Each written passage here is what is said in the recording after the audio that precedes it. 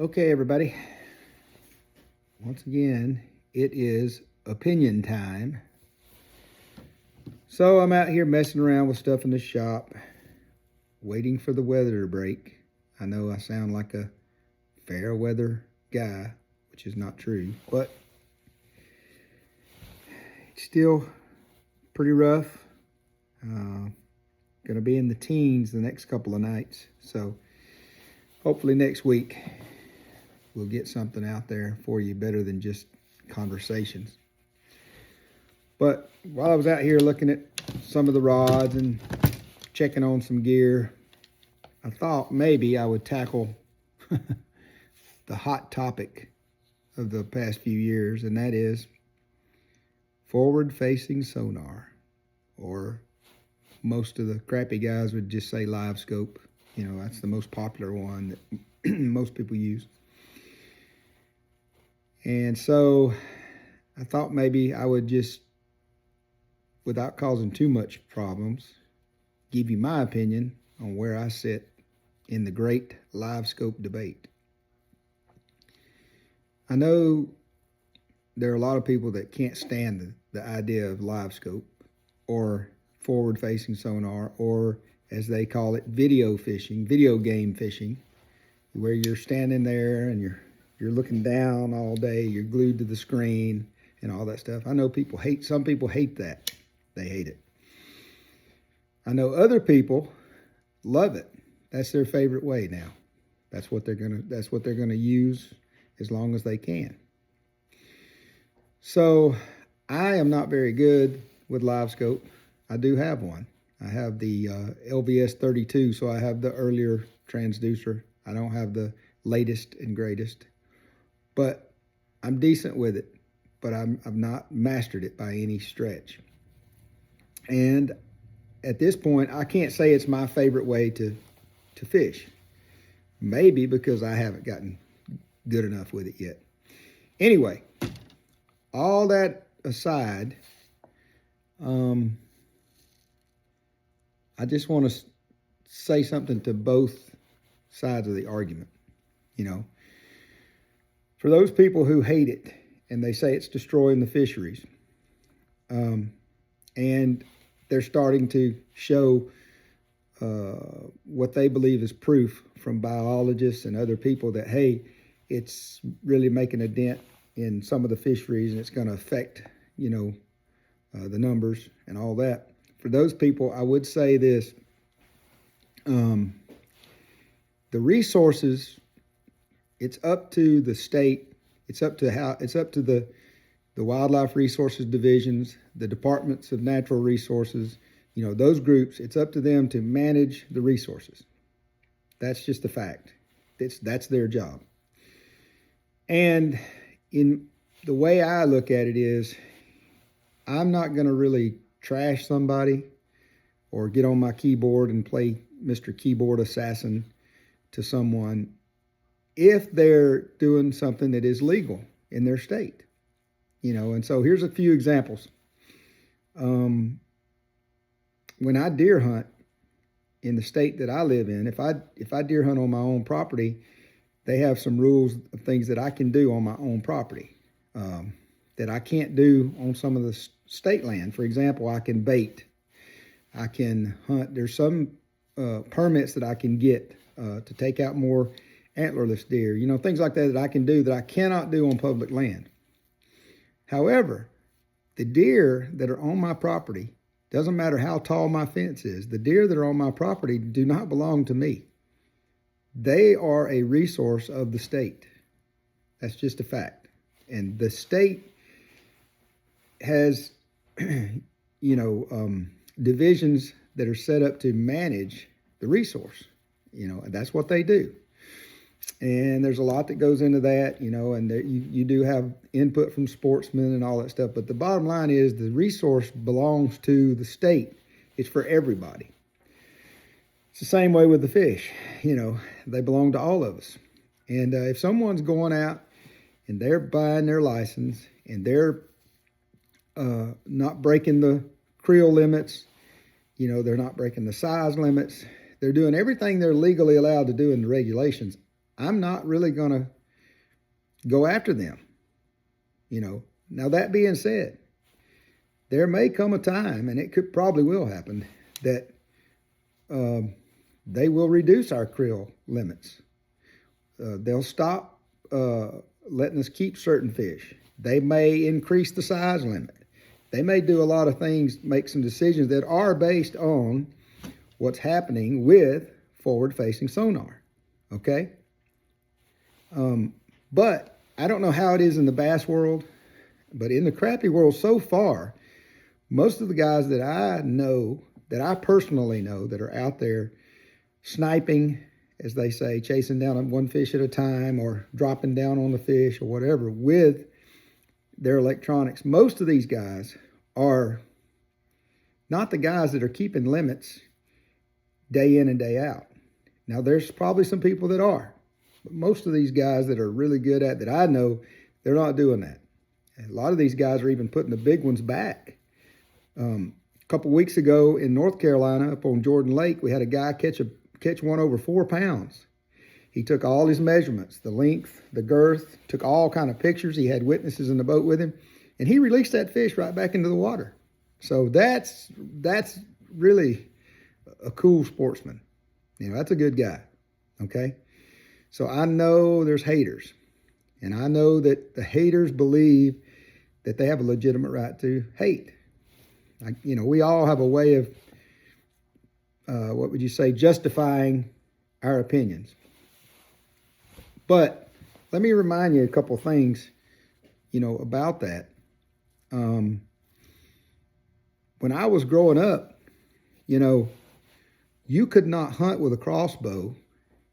I grew up in Georgia, and you could not hunt with a crossbow unless you had a medical exemption from a doctor showing that you were unable to pull a bow back. And when they made crossbows a part of archery and they allowed anybody to hunt with a crossbow, oh man, that was the end of it. People went nuts. This is ridiculous. How can you do that? It's going to destroy, it was terrible. Terrible idea, they thought. Same thing with muzzleloaders. Primitive weapons are supposed to be primitive, was the idea. And when they came out with these conical bullets, and they came out with scopes, oh man, when they put scopes on muzzleloaders, on black powder rifles, it was just unbelievable. People were going nuts about that. How can you do that? That is not a primitive weapon. My opinion on it is, how far back are you willing to take it? I mean, do you want to say, okay, you can only use a longbow, or you can only use a recurve bow? Must be below 45 pounds. You have to have a braided string. You can't have any sights. You must, in order to be a bow hunter, you must make your own cedar arrows. You must make your own homemade flint broadheads. I mean, how far back are you willing to go? Okay? Now, in the fishing world, some states do not allow the things that other states allow. Down here in the South, we're very fortunate. I live in South Carolina now, and like I said, I'm originally from Georgia, but we're fortunate. We have a lot of great techniques that we're allowed to use because we have massive fish populations, okay? And that could change. It's subject to change, as I said earlier. But I remember growing up, when I would fish for trout in the Chattahoochee River, you could fish for trout from a boat in the Chattahoochee River, and you could troll lures, okay? But you could only have one rod, and it must be handheld. You couldn't sit a rod in a rod holder. It wasn't legal. The guys that you see fishing for walleyes, and they stick their arms out on either side and they're trolling two rods, that wasn't legal for trout fishing in Georgia. You couldn't do it. You had to have one handheld rod, and if you put that rod down in the boat or in the rod holder, you better have the bait or the lure better be reeled in, because it must be in your hand. That was the rules. That was one of the rules. And there are a lot of states, I think Minnesota and some of the others, they don't allow fishing with multiple rods, okay? I started spider rigging with a guy that I worked with in the early 90s. And when we got started doing that, he had learned it from some guys. He fished tournaments. He fished down in Florida and all over the Southeast. And when he was teaching me how to spider rig, there were people that were criticizing that terribly. And they said, that's going to be the end of our fishery. You know, they said, it's going to wipe them out. You guys, they used to call it dragging hardware. You're not fishing, you're dragging hardware. There's no sport in that, you know. And the guys that see the live scopers out there with their heads down, you know, watching the screen all day, they feel like, you know, there's no sport in it. You know, that's what they believe. But I felt like if the DNR has agreed that you can fish 8 rods off the front or 6 rods off the back and 6 on the front or whatever the number was, then hey, it's fair game. It's fair game. I'm not going to criticize you as if you're legal. Just be legal, right? Now, on the other side of the coin, what we're seeing nowadays probably is going to wind up having some changes made by our resource managers. It probably is going to happen. And so it wouldn't surprise me. But if you've got a real beef about it and you're angry about it, and of course, you know, the internet is great for people sharing their views, and I'm not against that at all. Hey, throw it out there. But if you hate it, you hate forward-facing sonar or whatever, you know, and you have valid arguments, you feel like you have valid arguments, then you should, you know, you should contact your state. You should complain to them. You know, they're interested in public input. They do. They do a good job of that. And, you know, they may not move fast enough for you. But I see it. I see a day coming when a lot of the tournament directors are going to stop it. You know, and that's no different than the spider rigging. You know, before long lining became a big fashion, all the spider rigging, there were tournament directors that said, no, we're not going to do that. And they started having one pole tournaments. Okay. Now we've come full circle, and a lot of the guys out there are fishing one pole all day long because they're finding the place and they're right down on. You know, but we could go back and forth, and there's valid arguments about it. And, you know, I don't want to sound like, well, we have to trust our government, because we know that's not always the best. But these guys are trained, and I think they'll do the right thing in most of these states. And I think they'll make adjustments, whether it's to the size or to the numbers that we can keep or whatever. I think they'll make some adjustments for that. There may come a time when they ban it. You know, some states may ban it altogether. You know, if they do, there'll be a lot of people that have an expensive piece of furniture hanging on their boat they can't use. I don't think that will happen. I think it's gone too far. There's too many people have bought into it and too much sales have gone. But there are a lot of fish. The fish get smart. The fish, you know, they got smart back in the old spider rigging days, pushing poles. They got smart when that shadow was coming.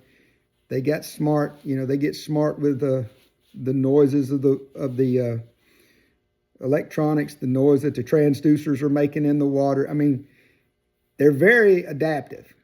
And so I'm cautiously optimistic that both sides can work it out over time. Now, I could be wrong. I could be totally wrong. But, you know, when I'm out there long lining, pulling, you know, 6 or 8 rods out the back, you know, sometimes some more out the side, you know, I'm covering that swath. And a lot of times I'm going right across the top of some of these brush piles that these guys are sitting in, you know, from day to day. And I don't think really they're wiping them out at this point. I don't, because, you know, these live scope guys, you know, they'll catch 1 or 2, they move on, you know, and the ones of us that are dragging rods a lot, you know, pulling, we're moving, we're covering a lot of water. So I don't know. I don't know I don't know if I'm ready to say that forward-facing sonar is the end. I just don't know. But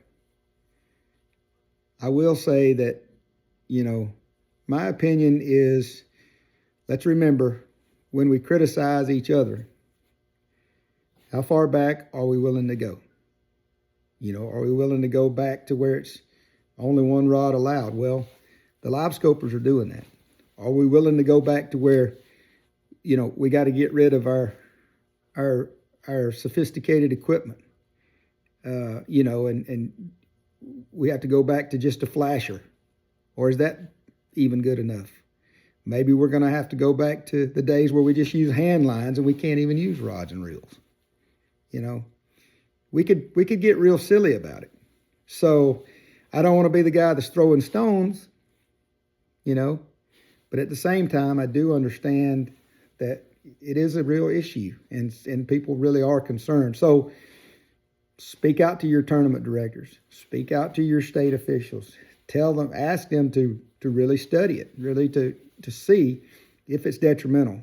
And if it is, I think they're going to make some changes. And, you know, it may become drastic. I don't know.